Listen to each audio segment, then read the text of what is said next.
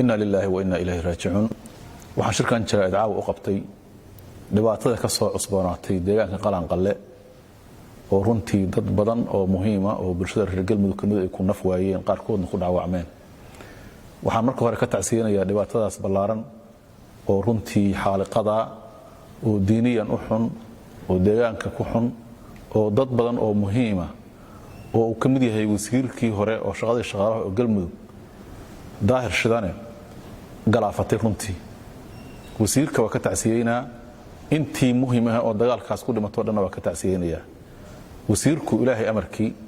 asagu waxa uu ahaa qof muslix oo wanaag ka shaqeynaya dadku kala celinay asagoo madii kala celinaya oo maryaha ku dhex bitinaya ayaa xabadu ku dhacday Allah uu naxariisto asaga iyo intii maaragtay xaq darrada ku dhimatay oo meeshaas ku dhimatay oo dhamaantood fidnadaas ayada waxay bilaabatay bishii May oo dhamaato sanadkan 5teedii ay qalan qalle ka bilaabatay anu waxaan kamid ahaa dadkii juhdiga ugu badan ku bixiyay meeshaas gaar ahaan waxaan ahaa ninkii madaxweynuhu hawshaas u wakiishay in uu maaragtay arintaas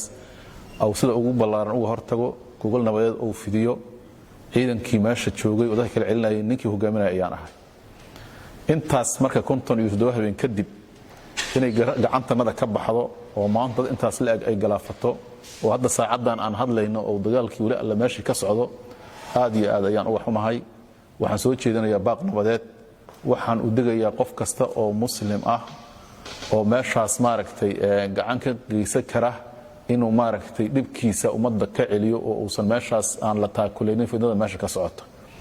waxaan kale u soo jeedinayaa qof kasta oo maaragtay arintaas sidii loo dami lahaa ka qayb qaadan karta inuu ka qayb qaato gaar ahaan dawladdeena madaxweynaha dowlad goboleedka galmudug waxaan ka codsanayaa inuu amro hay'adaha amniga oo fidnadaas laga hortago oo dadka intii baaba'day maahana inta ka hartay in la caymiyo dhammaanteen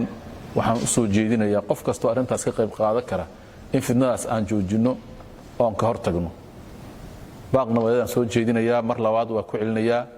intii dhimatana waa ka tacsiyeenayaa wasiirku ugu horeeyo